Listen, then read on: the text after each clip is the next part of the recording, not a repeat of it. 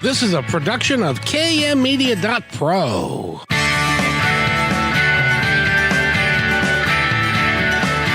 Welcome back to Positive Talk Radio. Our goal is simple: to explore evolving ideas one conversation at a time.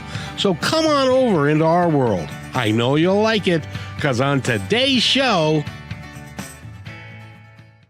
great author of a book that is very, very powerful, and we're going to be talking about it in its entirety here in just a couple of moments. But first, I have to talk to my friend Eric, because we've mentioned this, but it bears repeating until probably, I don't know, June, because then everybody will be aware of it by then. But Positive Talk Radio and KKNW are doing something different these days, aren't we? That's true. And hopefully people are aware by now, but it doesn't hurt to reiterate that we are streaming the show live on video and audio, not just at the regular places like 1150kknw.com and the KKNW app, but also streaming the video to YouTube and Facebook and Twitter for the KKNW accounts, and to YouTube and to Facebook for the Positive Talk Radio accounts. So many ways to catch the show live every week. And if you miss the show, you can always go back and rewatch those videos, or, of course, check out the podcast. Absolutely. And, technology has gotten so much better than it was the first time I was here. I've mentioned it before that you used to give me a CD and that had the show on it and stuff. Now we can do it all in video, and it's all digital. It really is pretty cool. It is. Yeah, it's very cool. And it's great that KKNW is keeping up with the times, and I know that you do this for a lot of different shows. Is that a fair statement? Yeah, that's right. And so definitely check out 1150kknw.com for many videos, and also on YouTube, our YouTube channel, because lots of people are checking it out. I saw today we had like 3,500 views of videos this month on YouTube alone, which is awesome. And we want to keep growing that number. So check us out on YouTube and Facebook and all the places. Wow, that really is impressive. That's a good number. That's a good number right there. By the way, I've known you for going on 20 years now, and I'm not sure. Do you have a dog? Do you like dogs?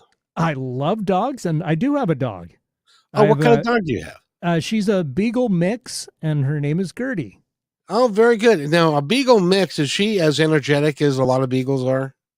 Well, she's about 10 years old, so okay.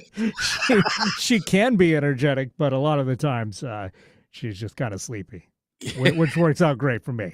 Yeah, exactly. She used to be energetic, but now she's a little long in the tooth and is relaxing. And she's energetic when the treats come out. Exactly. Same as exactly. Me. This show is dedicated to dog lovers everywhere. Because we're going to be talking with a gentleman. His name is Brandon Wainwright, and he's an author. He's a former police officer. He is an energy worker. He's learned a lot of his trade, and it all stems from his relationship with a little 8-pound dog named Tyson. And Brandon, I want to thank you for being on the show. I appreciate you being here. Thanks for having me, Kevin. I appreciate it. It's good to be back. Indeed. It's awesome to have you here. And the name of the book is Tyson's Gift. And let's talk a little bit about your 8-pound dynamo that you had at one time. His name was Tyson. How did he impact your life? Well, so Tyson came into my life right before my wife and I got engaged, and he was sort of an unwelcome addition to our little family, because we had just worked through a bit of a rough patch, and so when she got him, I took it as, oh boy, maybe she's getting this dog to distract her from me. So I had a little insecurity about that in the beginning, but that wasn't the case at all. And he turned out just to be a real pistol. So he was a perfect prince with her. But with me, he was like a little jackal. He he was very hostile, wouldn't let me get anywhere near him, would growl, and just, but he had such a rich heart, you could tell. I felt a real connection to him, despite the fact that we weren't necessarily simpatico from the start.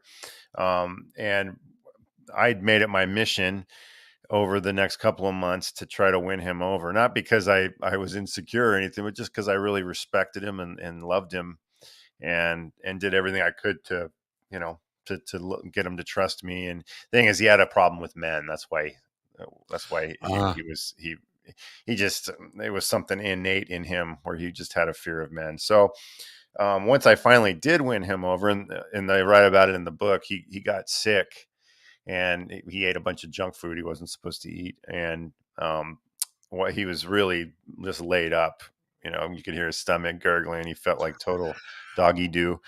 And instead of taking that as an opening to get him or hurt him or something, I wrapped my arms around him and tried to nurture him and nurse him back to health. And after that, he was very different with me. So he and I had a real special bond throughout his life. And he was, he's a real character. So there's all kinds of funny incidents that we had, and they're all detailed in the book. Well, not all of them, but a lot of them. And so that portion of the book reads a lot like Marley and Me. It's just an entertaining story about a dog and his family. But then when he passed away, the thing was, once we bonded, well, even before that, yeah, I guess once we bonded, because before that, it wasn't necessarily all that warm of a relationship. But once we bonded, I knew it was something really special. And I had lots of, well, not lots, but I had a number of dogs as a child, and they ended up being somewhat traumatic experiences for me because they were taken away from me. I never actually had a dog for its whole life. Every one of them got taken away from me for one reason or another. So when I had this opportunity to bond with this special little Chihuahua mix, knowing that he was going to be there and he wasn't going to be taken away from me, I definitely made every effort to appreciate every moment with him, which I did. There was never a day that I didn't just absolutely adore him and take at least a moment to appreciate the time that I had with him. And so obviously when he passed, I knew it was going to be a very difficult experience. And of course it was, but within a fairly short period of time of him passing, I began to realize that what I was really struggling with wasn't the loss, even though I was obviously struggling with the loss and not having him in my life on a day-to-day basis anymore. That was huge pain. But as any dog lover, anybody in general can relate. But I realized that I was struggling with his existence. I grew up in an agnostic family, and I didn't really have any firm beliefs about the afterlife. If anything, I had tried on a number of religions growing up, mostly in college, and then into not long after college, and no religions ever really took for me. Nothing wrong with religion, but for me, it just didn't jive. And so I had come to the conclusion that for me, spirituality was going to have to just be a very personal relationship with God, and whatever that meant. And it was very, just, undefined. And that was the best I could do. I tried to make a definition of it, and it never did happen for me. So, and that was fine. I was good with that right up until I lost my dog, because now all of a sudden I had this sweet little dog that I absolutely adored and would have literally died for. I would have jumped in front of a truck for that dog, or taken a bullet for the dog. In fact, there's a chapter in there that said I would take the name of the chapter is I'd take a bullet for you, little buddy. And to have him gone and not know that he's okay, the idea that this sweet little dog no longer exists, just the concept of it was so absurd. Didn't make any sense to me. So I found myself on a quest to get either some comfort or maybe some peace about that. Mostly comfort. I found a book called Animals and the Afterlife by Kim Sheridan. I found it on Amazon, and I realized that, I just was looking for some comfort. I punched in Amazon, animals in the afterlife, just the idea, fiction, nonfiction. I didn't care. I just wanted to read about animals being okay in the afterlife. So I read this book, and the book, which I highly recommend, by the way, it's a wonderful book. The book is written by a naturopathic doctor, a successful one who had a lot of psychic ability from the time she was young, but never, she never ended up doing anything with it professionally, but she had that ability, and that awareness transferred into her life with her animals. And so she talks about animal communication, which, if your listeners aren't aware of what that is, basically that's like an animal medium that's able to communicate with animals in incarnated and also that have passed on. And so there's that, which at the time was foreign to me. The whole concept of it was like, what?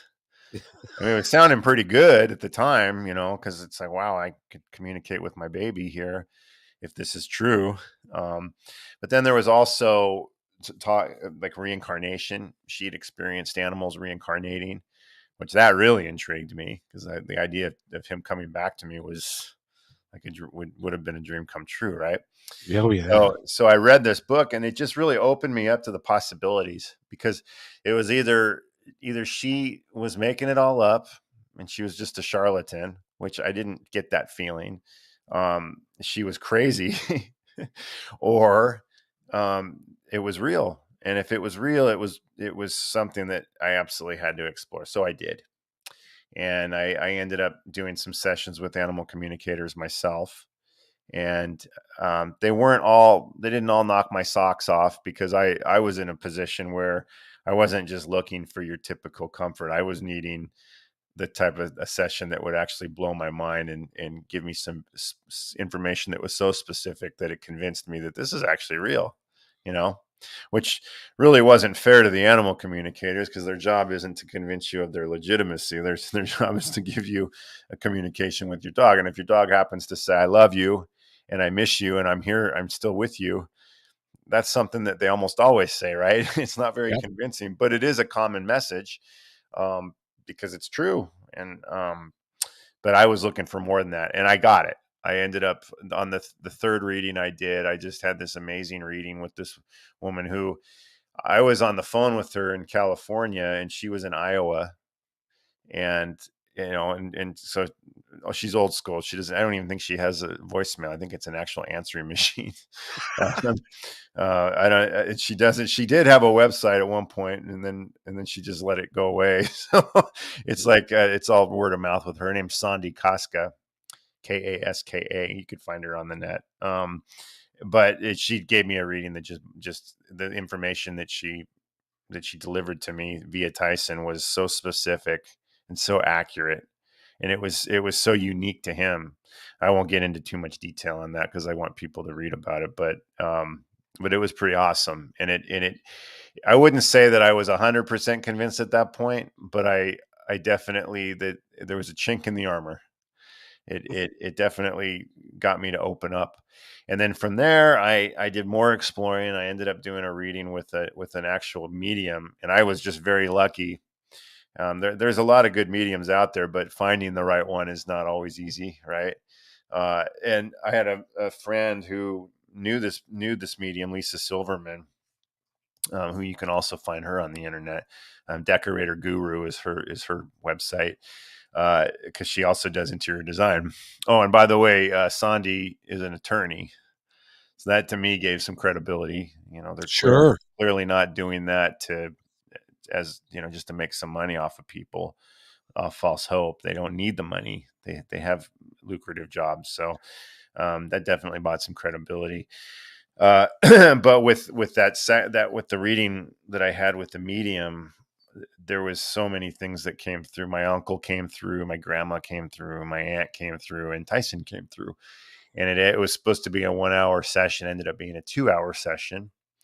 And it was like literally, like, you go into a session, and most people would be blown away if they got a handful of accurate things over a 2-hour period, right? This Right. was 2 solid hours of nothing but accurate information. The So closest. that so Oh, go that ahead. told you that they were genuine. She was real, because there's not any way that she could have known the information that she was giving you. I had the same experience with John Edward, the psychic out of New York, Yeah. and he gave us information that he could not possibly know, because it wasn't anywhere. It wasn't on the internet. It wasn't anywhere in print. He Even if he knew who he was talking to, he would have no idea. That's kind of the experience you went through, right? Yeah, yeah, and I made the when I made the appointment with her, she told me a bunch of stuff just over the phone that she was getting. Just like that's how open she was, just this open channel. That was like, wow, this is going to be a really cool reading. Like I could tell, but the thing too is that my uncle passed away. I'm 49 now. At the time that this happened, I was 45, and it, my uncle and my grandma both passed when I was 16. So they had been long gone, way before the internet came on, and I didn't have anything about them on in any of my social media. To be honest with you, they really weren't even on my radar. Not that I didn't still love them, but they were gone for so long. It wasn't something that I thought about much. And so the idea that some people say, well, is there some other way that she could have known about these people? And the answer is not, unless she was like, a member of the FBI or the CIA or something, where she had access to do all kinds of searches, and, that would be in a timely manner. I mean, she would have spent a lot more money than she made off of me by doing some background search on me. And I don't even know how she would have found the nexus to them, so, Right. but it was that one, that was life altering. That session, literally, I'm not exaggerating. It was life altering, because even though, like most people that have a fairly discerning, skeptical mind, I still have had at times struggled since then with, am I making this stuff up? Is this stuff really real? But it was so poignant. It was so powerful that many times, as I've struggled with my own abilities and just these concepts, I've gone back to that experience, and it's a good grounding, because it was just so powerful. And since then I've had more readings with her where other loved ones have come through, and then I've also obviously dove in a lot deeper since then. But so that when that happened, it was like, wow, this is actually real. And the love and the healing that took place during that session was incredible. There was healing that occurred that I didn't even realize I needed.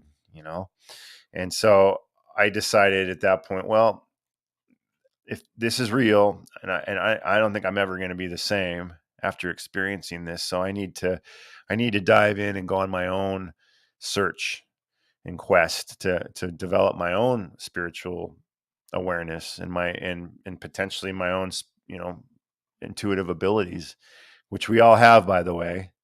There are people like to your point, John Edward or Lisa Silverman, that are incredibly talented, that have that. They were born with that ability, and then they chose to hone it. Um, but we all have psychic ability, and we can all tap into it if we choose to. And I've found that myself. But so in the book, I finished the book at the end of 2019. So obviously I've had quite a bit more experiences in development since then. But I get into Reiki and the powerful healings that I was able to do just by learning that. And it just really opened me up to a whole new spiritual world that brought me so much peace, and connected me with Tyson too. That's the other thing.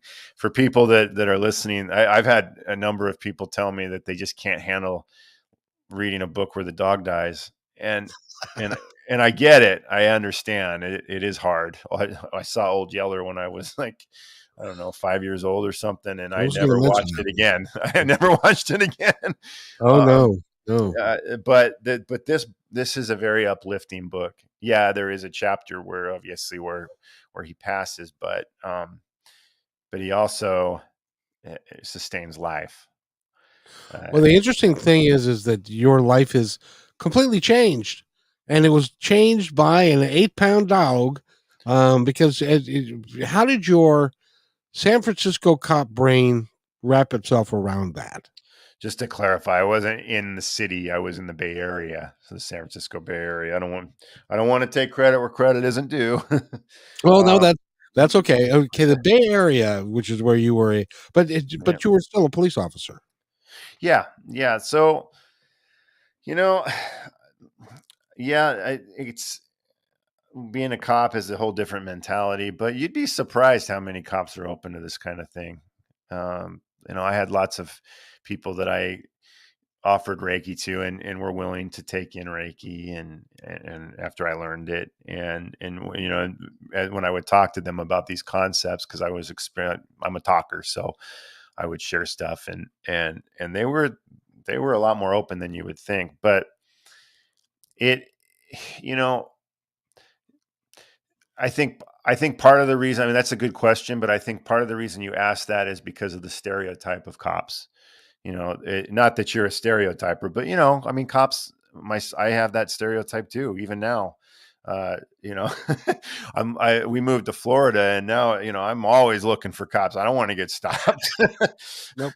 Nope. Is Well, it, I was kind of referencing because John Edward will say that his family was divided into two sides.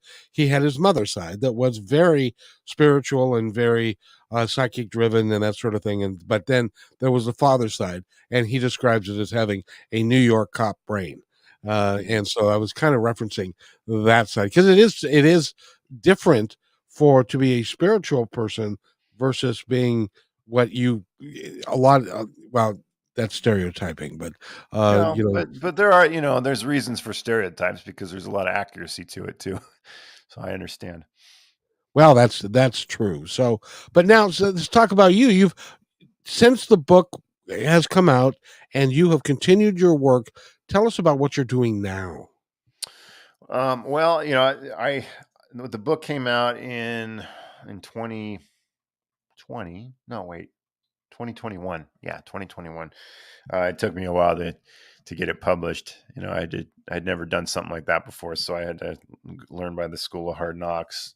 Uh, so initially, I was just continuing. I was still a police officer. I was, doing my thing there and supporting my family and trying not to get put in jail myself as a cop because and uh and just trying to survive that way. So I was that was an interesting dichotomy because on the one hand I was still doing that line of work, but when I would come home, my daily ritual was to meditate and give myself healing and that sort of thing. But eventually, for different reasons, and mostly, well, the final catalyst was COVID and the vaccine mandates and that sort of thing ultimately made us leave the state of California. But up until that point, I was still just kind of juggling the two.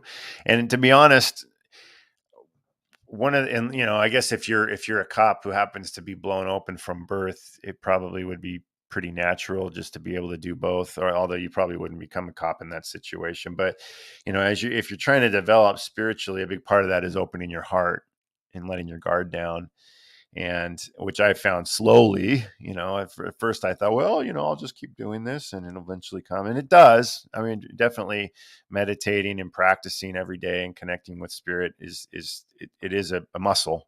So, and over time you get stronger at it. But I lost my train of thought there. uh, Well, um, in your work and what you've been doing. yeah. Go ahead. So but when I was a cop, like I was told, you're not going to be able to completely open up and connect like this until you're not a cop anymore. And the reason for that is because you got your guard up all the time. You have to. That's part of the job. Is you're constantly on alert and And the other thing is you're guarded just emotionally because you take a lot of heat from people. Yep. It's just something you accept. It's part of the job. It's not a good or bad thing. It just is. And but particularly during the last handful of years of my career, it was hard, just with the climate the way it was. And so once I was able to stop that role, I was able to slow down and let my guard down a little bit, and it helped a lot in terms of trying to open my heart up, and which helped me to grow spiritually. It helped me to grow as a healer, all that good stuff.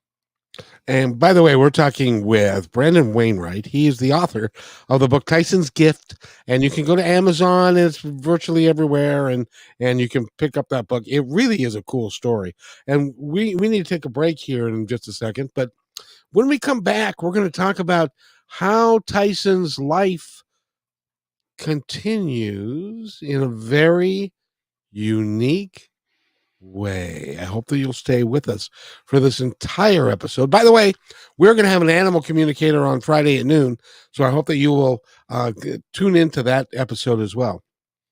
But in any event, again, Brandon Wainwright, go to tysonsgifthealing.com, and you can find out all about the book and the work that he does, and you can actually hook up with him and work with him. And that would be because he can do what he does, because it's just energy. He can do what he does virtually anywhere. So I would encourage you to do that. And we need to take a break real quick. And you're listening to Positive Talk Radio on KKNW 1150. Hey there. I'm excited that you're listening right now. And if you like what we're doing here, you're going to love positivetalkradio.net.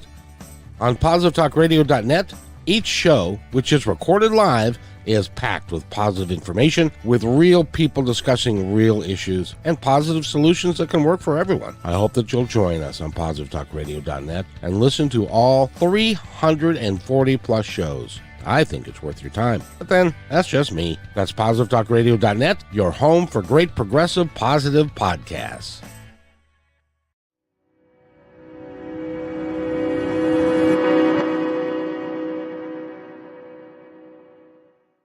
When you want to say more than words communicate, you can with flowers. Your custom boutique floral studio in Bothell, Washington is anaturaldesign.com, connecting you to nature through the language of flowers. Where your people are is where our flowers are beautiful.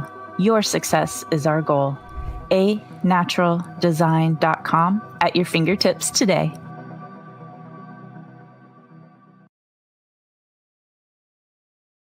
Hey, my friend. I'd really like to thank you for listening to the show today. As you may know, I started Positive Talk Radio way back in 2003. We were one of the first shows on KKNW. For 11 months, I was fortunate to be part of many lives, making a positive difference with great interviews and discussions, creating new thoughts and ideas. Sadly, for financial reasons, I had to terminate the show. Well, it took 18 years, but we're back better than ever.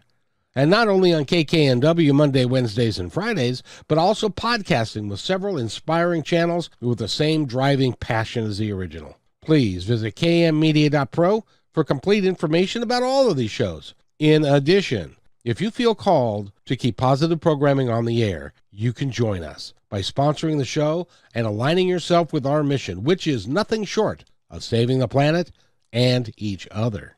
Again, that's kmmedia.pro. I'll see you there.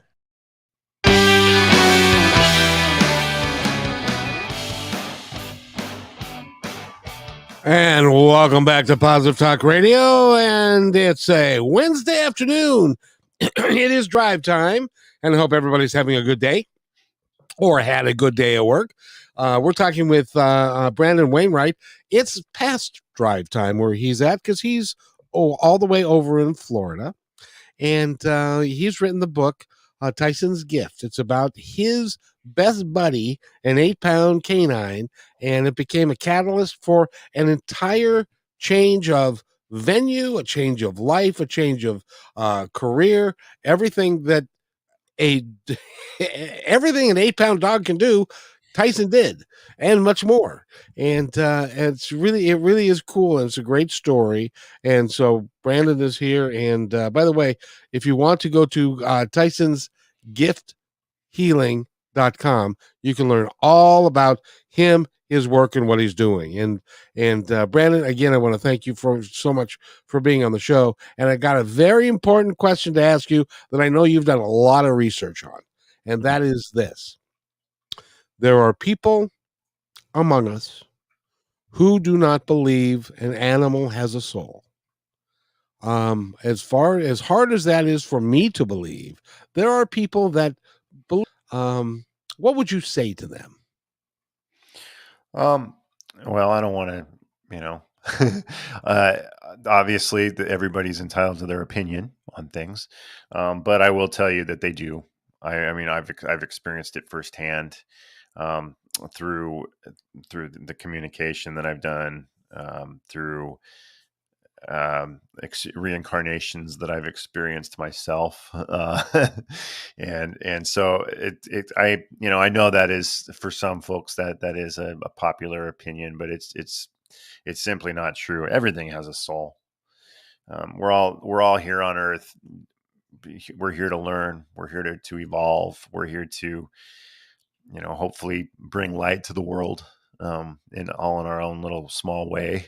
Uh, that's what I'm trying to do with the book, and I'm going to write a second one. I'm trying to get up the nerve to start it, and then also the healing business that I've got. It's part of the reason I'm doing that. It's not just to have a business and to help people. It's to expose folks to the reality that we're all energy, and that and like to your point, what you were saying at the end of the last segment, um, distance has no bearing on energy.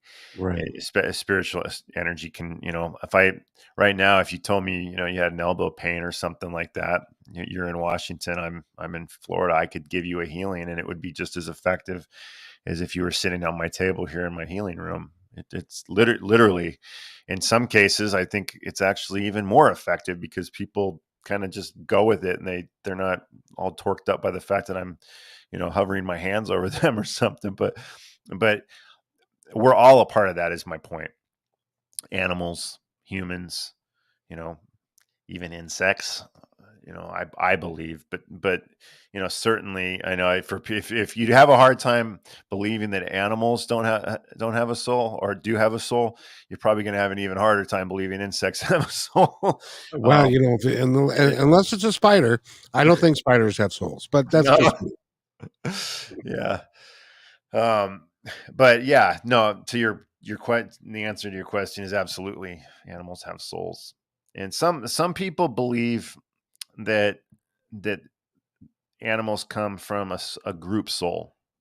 I've actually been taught this in formal settings where they come from a group soul. So, if one animal experiences something, that experience gets transferred to the whole. And I think that's an interesting concept too, because we're all part of God. Yeah. We're all connected to God. So there is a certain group consciousness that's there.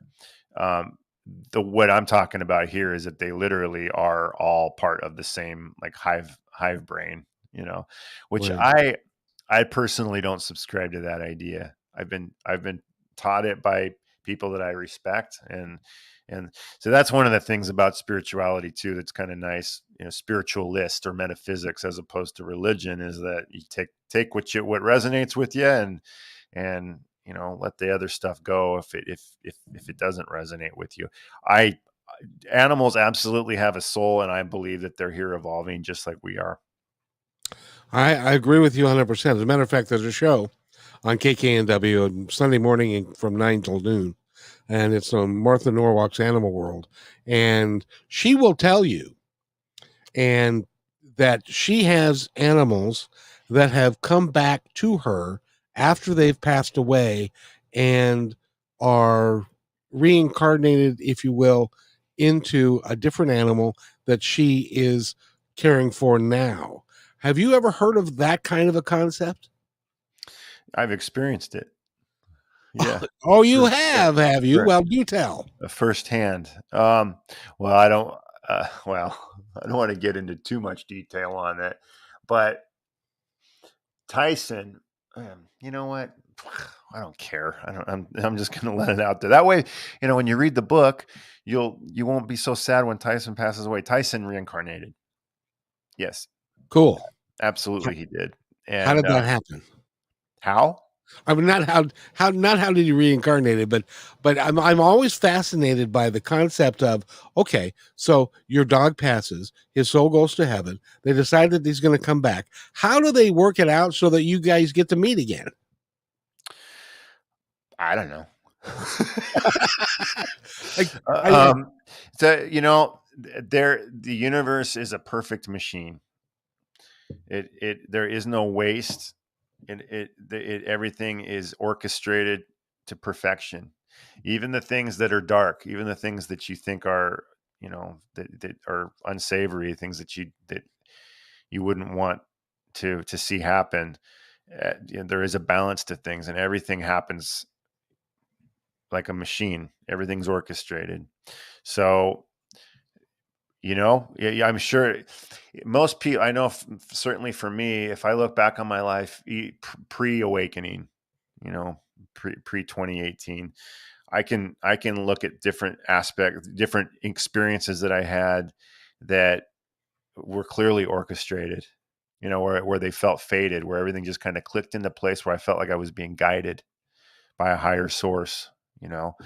and I think people might want to, skeptics might want to dismiss that, but I think if you slow down and you take it in and you look at things objectively, you'll see that happens. It happens to everybody.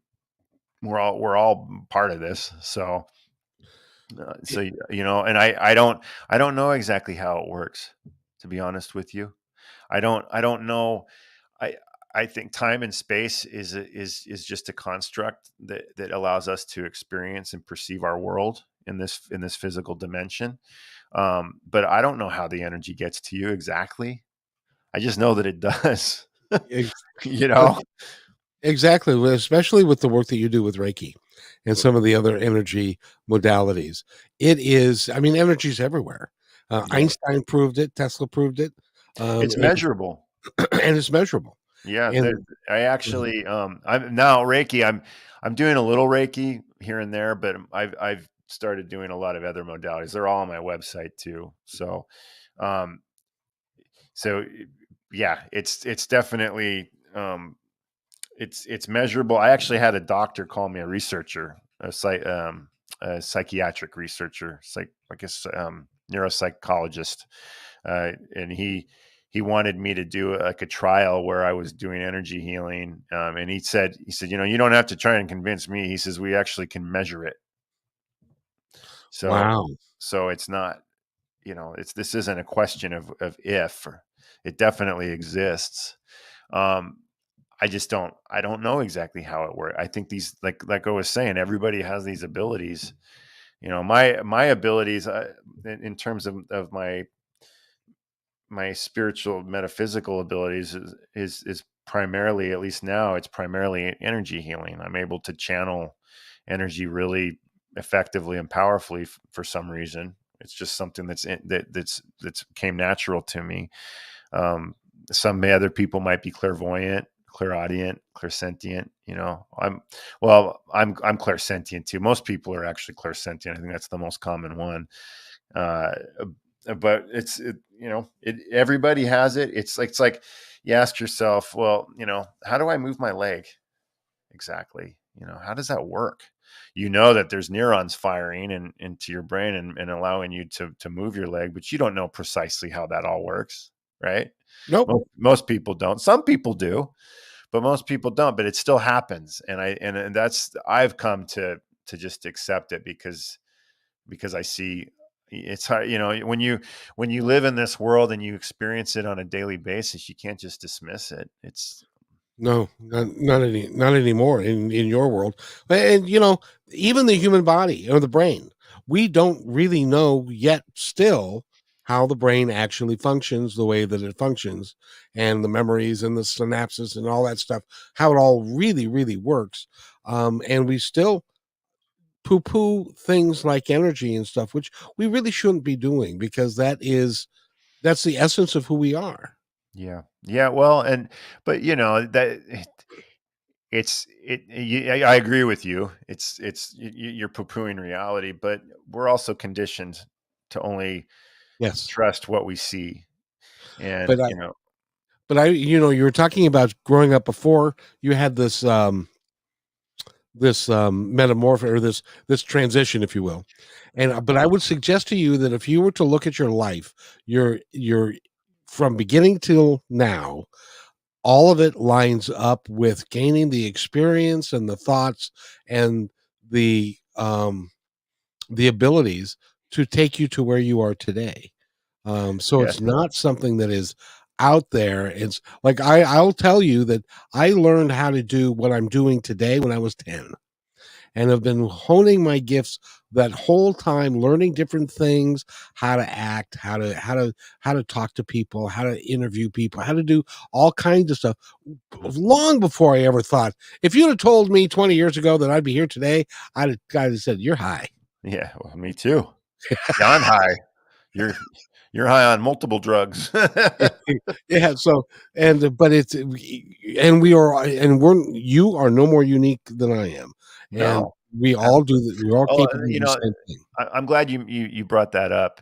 Is one of the things that I struggled with when I first started all this is that you know I was doing it for just for the obvious reason that I knew that there's this other reality, or that I hadn't paid attention to, that I wanted to hone my experience in. I wanted to be able to articulate it better. I wanted to be able to interface with it and actually consciously experience it.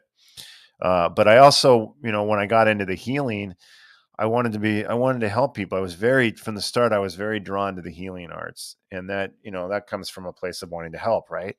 But there was also a lot of ego mixed in there, and that comes from. I mean, I think if most people, when they choose to a pursuit of some kind, there's a lot of ego mixed in there. Oh, I'm going to master this, and I'm going to do this and that. I'm going to accomplish all this stuff. That's what our society teaches us to do, and there's nothing wrong with that. It ensures our ability to survive and provide for ourselves, and but when it comes to this stuff, it's it's counterproductive. It's the energy travels through you. You're a better conductor if you don't have that baggage there. Right. When you're doing it, well, that's what I was saying.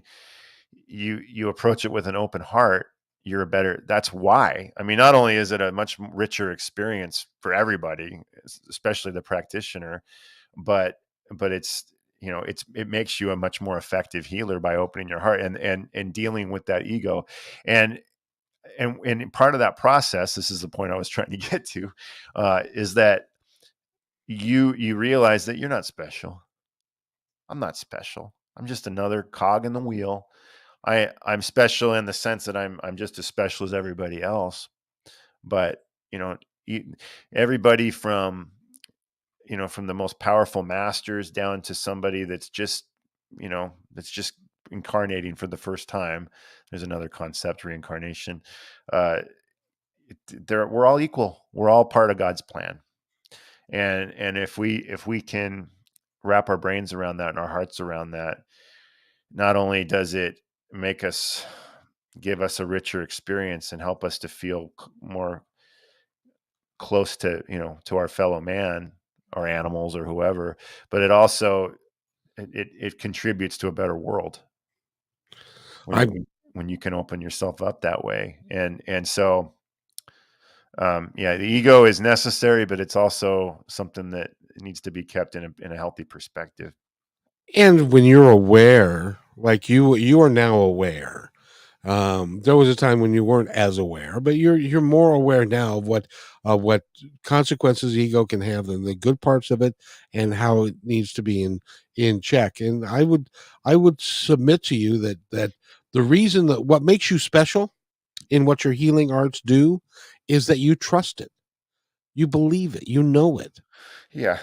And that's a, that's a process too. Because your ego and your skeptical mind, tries to play tricks on you and prevent all that. And even, I'll tell you, that's been one of the hardest struggles. Is even, I mean, I had my first major healing with Reiki. Like I would do things and, heal somebody's ache and pain or whatever. But the first major healing that I had with Reiki was like when I was just starting. And I read about this in the book too. I healed a lady in Ohio when I was in California that had really chronic migraines to the point where she dropped out of college and stuff. It was my friend's daughter. Um, and even with experience like that, and then, cumulatively, I've had lots more obviously since then. There's still that skeptical mind that wants to crunch its way in and say, nah, it was all just a fluke. Well, and not only that is that there are people in your world, or maybe not today, but there were at one point that would say, "Oh, Brandon, you can't, you're going to go off the deep end here. What are you doing? You got a good career. You're doing what you're doing, and then you know what I mean." And I'm actually dealing with that more than ever right now. I can understand it. It is a process of discovery for yourself and also the people that are around you, because it becomes different. You are no longer the man that you were 2 or 3 years ago, and that's by design. That's Yeah. by your own design before you even got here. Yeah, I Um, agree. You have a life plan, a life mission, and yeah, and let me tell you, it's not for the faint of heart. It has been wonderful and beautiful, but it's really difficult. It caught me at a time when I'm struggling with it more than ever right now with people around me, yeah, it's hard. It's really hard. But the thing is, once you experience these things, you can't really turn back. I mean, you can, I suppose, but it's not like you were taught something and you accepted it and then one day realized, I'm not so sure about that, and then you decide to let it go. No, this is something where it's there, and you can, of course, you can choose to walk away from it and just go back to your normal everyday, what's in front of your face all the time existence. But that's, that would be hard too, because you're choosing to deny what you know to be true, what you've experienced. And that's, but by staying on that track, the people around you, the people that you've been close to throughout your life, family members, friends, they're on a different wavelength than you now. Some of mhm. them, and some of them are just fine with it, and then others really struggle with it, or even think what you're doing is dark, or Oh, well, or there is or that. that you're opening yourself up to, dark energies that, you can be manipulated if you're not doing things exactly the way, conventions say that you should be doing it. And that's hard. That's Okay. it's a struggle. Absolutely. Can I tell you a quick story? Of course. Uh, well, I, when I was doing Positive Talk Radio before in 2003, and there were people around me in my sphere that were like, "You were a district sales manager for a major food company. You had 12 people who reported to you. You left all that and to do this radio thing, and you thought you could make it through advertising. Well, it's not working, and our savings are dwindling, and all this and." So eventually I had to quit doing Positive Talk on KKNW at that time. But the last day I did the show, Brandon, I'm telling you, the last day I did the show, I announced it was a 2-hour show, and I announced that this was going to be the last day. There are people that are listening today who may remember that show, and the phone lines filled up. Huh. Because you're in a studio and you're by yourself, or you're with a board op, and it was oftentimes just Eric and me and a guest that would be in there. And you don't know if anybody's listening. You don't know if you're having any impact on anybody. Yeah. You have no earthly idea because you're not getting any feedback. You're not getting immediate feedback. Yeah. And so I was so the phone lines filled up, and one lady said, I can't believe you're going off the air. I'm sitting here looking at a pile of books that I bought because of your show, because of all the great guests that you've had on and the people that I'm learning. Another person said, I had breast cancer. I was dying. And now I'm feeling much better because of Jerry Armour. Some of you will remember Jerry Armour and Nita Bishop and some of the others that were on the show. And then and it began to sink in that what we were doing had meaning. It was positive. We were trying to help people live their lives a little bit better, and it had meaning. And then one gal gets on and she says, "Hi, I forget her name, but she said we're from Bainbridge Island, and I just want you to know we listen to your show every day." Huh. And I said, "Well, thank you. That's very nice." And she said, "No, you don't understand. I'm an Alzheimer's caregiver, and you reach her still. You're one of the few things that does reach her. You're important to our lives because you give her a sense of meaning, a sense of purpose, and a place to be." And then it dawned on me that this was my calling. This is what I was supposed to be doing. Very much like the process, but then I quit that and I went through what I call my bad country music period of time. Uh, I went through a 3 or 4 year period of time that was less than pleasant, shall we say. But in looking at the long game, it's all worked out perfectly well. I'm where Yeah. I want to be. I'm where I should be. And so there's the ups and downs even with it. Just because you become a spiritual person doesn't mean that there isn't going to be those challenges that you're going to have to deal with from time to time. And No, actually, it's been much more challenging, to be honest with you. it is. Yeah. It would be very easy. It would have been very easy for me to go back after I did that 11 months on KKNW. It would have been very easy for me to go back to selling food for Cisco or U.S. Food Service and just bury myself in the work, forget about all of the spiritual stuff, and just let it be. But I was not able to do that because they wouldn't let me. Yeah. Yeah. And you know exactly what I'm talking about. Yeah. Yeah. And so from that so hang with it, be tough. Yeah. I mean, and to your point too, what you're saying is everything in the wash, everything worked out well. The things aren't always what they appear to be. And, in the big scheme of things, and there is a plan, there is no waste in the universe.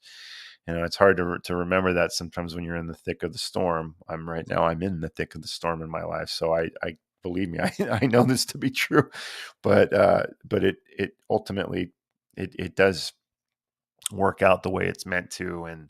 And so anybody that's out there right now that's struggling, with whatever's going on in their life, know that there is a plan and that things will work out for you. And just try to listen, tap into that voice of God, and however you may do that, and listen for that affirmation, listen for that guidance. And it will, in the long run, work out exactly how it's supposed to be. Have faith in that, trust in that, know that, because it will. And by the way, we've got to run, sadly, but I want to get your information out again. Brandon's Gift is the name of the book. No, Buy the book. no, it's called Tyson's Gift. It's called Tyson's Gift. And there's Tyson's Gift Healing.com. That's my healing practice, and it's got the different modalities that I offer. There's some really cool ones in there that might blow your mind. So I encourage you to check it out. You can get to my book from there. There's a link there, but I also have a website that's dedicated to the book called tysonsgift.com. So tysonsgift.com, tysonsgifthealing.com.